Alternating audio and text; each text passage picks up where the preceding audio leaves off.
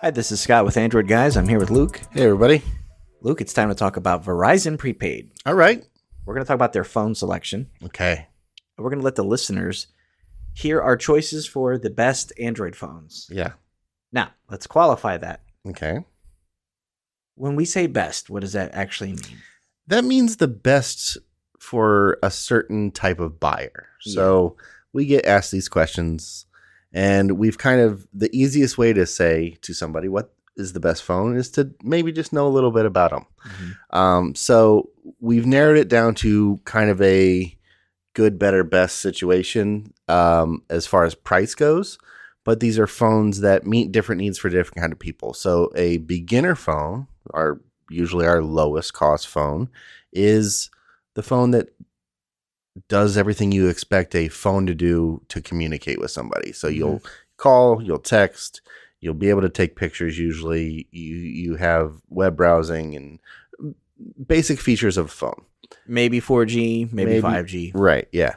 And then you take a step up in price a little bit, and that usually covers the general best all-around phone. Mm-hmm. It's a phone that is newer, has all the newer features of phones, whether it's a higher refresh rate, maybe multiple cameras, 4K video, some of those kind of features, power sharing sometimes, stuff like that. Bigger batteries. Yep. More memory. So that's our mid-tier all around. And then you go up to what is the high end, the most expensive, or the flagship. And those have the cutting edge features. You're going to have your super high refresh rate. You're going to have power sharing, wireless charging, 8K video, in-display fingerprint reader. Right. All the bells and whistles. Yeah. And so that's kind of the three main things we say. These are the three best phones for those type of people. Yep. And then every once in a while, there's another category of just maybe what's a different phone. Yeah. Newer technology, maybe a folding screen or something with a stylus, stuff like that. So, So yeah, we are going to say the best phones for the right person. For the right person. Yeah. Yeah. So let's start at the beginning, or the entry level, and figure out what is the best phone for somebody at the entry level. Doesn't need a lot from their phone. It says just getting started. Yeah. So the basic phone or entry level phone, we're going to go with the Motorola Moto G Pure. This is a phone that has made this list multiple times.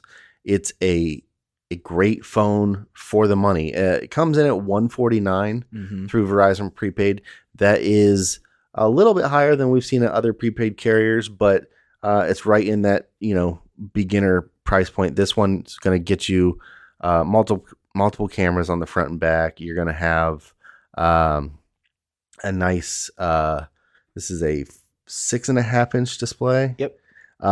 With a 4,000 milliamp battery, so it's going to have plenty of battery to get you through the day. This is a 4G phone, so it's not going to be 5G. And it's running Android 11, which is a fairly new version of Android. Yeah, so Android 13 is now official. Yep. By the time you hear this, it is officially available for the Pixel line of phones. And that will roll out over the year to other devices. So 13 makes 11 sound really old. Right. But in the big scheme of things, it's not too bad. Right. So this phone for $150 is a good all-around entry level if you're somebody that needs to buy multiple phones for a family. And it isn't maybe for your kids, but even for like grandparents or, somebody who's first time getting into smartphones. It just says, yeah, I just need something. And it has some of those features that are a little bit more cutting edge. Like this one has rapid charging. So it's an extra 10-watt rapid charge. So it charges a little bit faster than your normal phone. Yeah, it's the idea of entry level is always relative. Yeah, right. This entry level phone would run circles around some of the phones that we've owned before. Right. So that's just kind of perspective there. So yeah, the Motorola Moto G Pure for Verizon Prepaid, looking at about $150, and you could pick that up in deep indigo. Let's move up to the mid-range and kind of figure out the sweet spot of what's a great phone that is worth the extra money, that kind of keeps you from going too crazy into spending more money and says, I found the right area. This one's for me. This is actually the newest phone. It is. Yeah, it's one of the newest phones out, and it's probably this one. This is a really good spot for us in general. We really like this phone. Well, it's the Google Pixel 6a. Yeah. And we really like the A line because it gives you all of the features of the latest Pixel without the price point. Yeah. Generally, and takes a couple of those things out that you don't necessarily need, but really it doesn't take anything out for this one. I'm struggling to see. It's kind of like Samsung does with the Fan Edition, or used to do with their phones, was, this is in the same family, but it's everything you want or everything you need with a little bit of what you want. Sure. Not a bunch of top of the line, like high refresh rate, premium materials, and wireless and reverse charging. But this one here, I mean, this is going to be probably one of the better selling phones of the year. And when you get to the end of the year and look at the best of, lists of top phones, for $500, you're going to get a really well-rounded package. This thing has 6 gigabytes of memory, 128 gigabytes of storage. It has the Google Tensor processor, super smart stuff. Yeah. Google cameras that have, some of the easiest, most user-friendly software for taking photos. And then you've got cool features like real tone, skin tones, magic eraser, motion blurs, and some of the things that you get or that were introduced in the original 6 and 6 Pro. Right. Battery life is it's a 4,400 milliamp battery, which is still pretty good. Yeah. I actually like this one because the screen size is smaller. Yeah. 6.1 inches sounds small compared to everything else in the market, but it feels really good in hand. Right. You don't have very much bezel around it, so it's a really good phone for one-handed use or for people who have a smaller hand. Of course, it's a Pixel, so it's going to be supported by Google with software updates.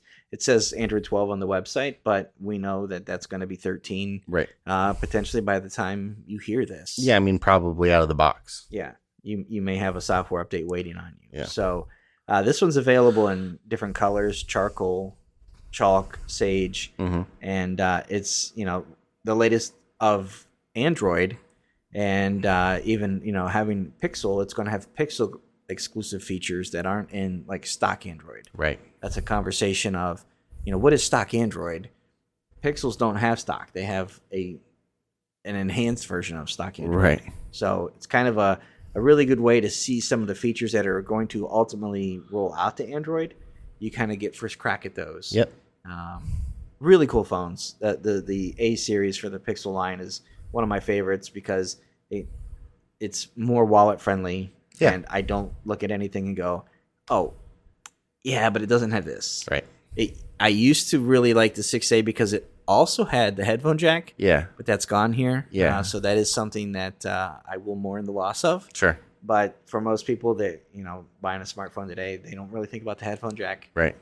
So this is this is going to be on a bunch of our lists going forward. Yeah. Yeah. So it kind of is an auto add to the best all around phone because it hits the cool features, but the light on the pocketbook. Yeah. It's that right in that middle spot of a future proofed handset that you don't have to pay the future proof price for. Yeah. So, yep. So 6A for our mid range, and then let's go to the high end or the flagship. Yep. And again, this is one that we've seen time and again on our list. If we're looking at these, there are certain models that we look for, and it kind of makes this very easy for us to say, yep, they offer that. For the high end, we chose the Galaxy S22 Ultra. Yeah. And the Ultra is really, the S22 is in 3 different versions or 3 models, but the Ultra is the premier cream of the crop version of that. Right. Most notably because it has the biggest screen and the support for the digital stylus, right? The S Pen, and that's included in it. What else does the phone have? It comes in multiple storage configurations too. So 128 gigs, 256 gigs, or 512 112 gigabytes. And that's $11.99, $12.99, $13.99 respectively. Yeah. And it comes in black, burgundy, green, and white. So you get a lot of choices. But with that flagship, you're getting a real high refresh rate, 120 hertz refresh rate. You're getting fingerprint, face lock, 128 gigs of RAM. It's Android 12. Will run Android 13. And Samsung phones, what is it, 3 years of upkeep? Yes, I think 3 or 4. Yeah, for of multiple years of Android updates and security updates. Yeah, so if you go with a Samsung phone, you're going to be able to have the latest operating system for at least probably the life of your phone. Yeah. This will do 5G, so it'll be high data speeds and crazy camera system. Multiple really cameras, nice cameras. 108 megapixel main camera. You've also got a telecamera, telephoto lens, ultra wide. Samsung really brings it. Yep. With their you'll have rapid flagship. share, power sharing. It's just it's kind of anything that you can think of a phone to have, any kind of features that you hear people talk about their phone doing. Chances are this does it. Yeah. And yeah, but you pay for it, right? It's an expensive handset, but it does everything you could probably want to do on your phone. Yeah. When you look at flagship phones and you look at what does phone X have, you usually stacked it up against something like this. Sure. And say, well, the Galaxy S22 Ultra has this. So yeah, if you're somebody who's into productivity, note taking, sketching documents, things like that, signatures, you'll love that S Pen as well. Right. So, and they also, the prepaid Verizon Prepaid offers the S22 Plus, which is just without the stylus, same screen size, and then they have the S22, which is a little bit lower quality for a couple other features. But and those price points go down. But as you go down in those features, it's usually better to go back to like a 6A, and you're going to have if you're going to start moving towards the center for less money anyway. Yeah, if you're going to move towards the center, go to that 6A. Right. But if you're talking high end, this is the high end. Yeah, and Verizon Prepaid has a bunch of other phones. That's one of the carriers that has a really decent offering of handsets. So these are kind of the places to start if you're thinking about Verizon Prepaid. There's a lot more to choose from, but these are ones that'll get you going if you're looking. Yeah. So those are picks for best Android phones at Verizon Prepaid as of summer 2022. Thank you. Thanks.